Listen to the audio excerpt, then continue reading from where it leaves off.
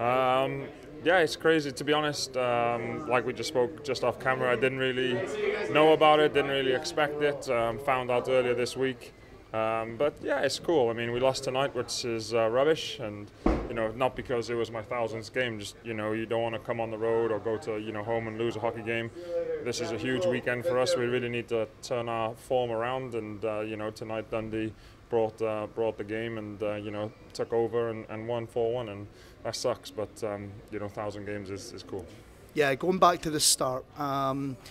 Did you ever envisage that you would do so much in your career and get to that stage where you have? Was that always an ambition, or? No, of course not. I mean, my first games were for Cardiff when I was maybe 16 years old. The team went bankrupt, and they needed younger local guys to play, like myself.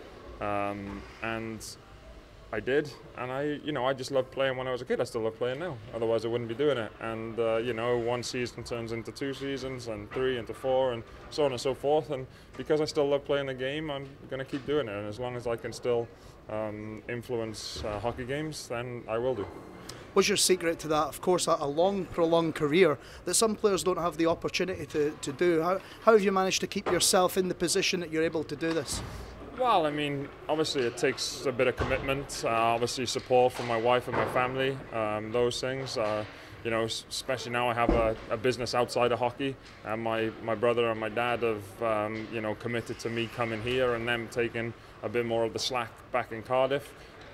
So, those things. But then, of course, every day practicing the right way, eating the right way, doing the right things in the summers, and trying to stay as fit and as healthy as you can, And tonight, did you expect the introduction you got from both sets of fans? Of course, there was a little kind of presentation for you at the start. Did you know that was happening, or? Well, obviously on the way here, no, I didn't, and it was awesome. And I really thank the Dundee Stars and their organisation. I met the owner tonight, and that was awesome, and I really appreciate that. So thanks to Dundee and thanks to the fans for that little thing at the start. I didn't know until I arrived at the rink, and then I met the owner, and he said, "Look, we want to present you with I think maybe it's a bottle of whiskey, is it? Yeah, a bottle of whiskey."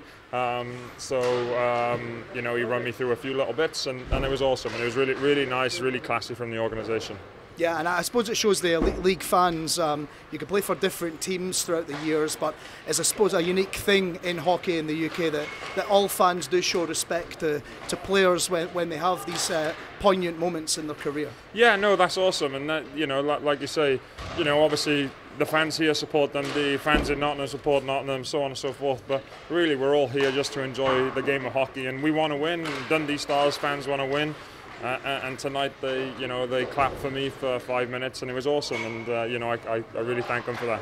I've got to ask you, what does the future hold for you, Matthew?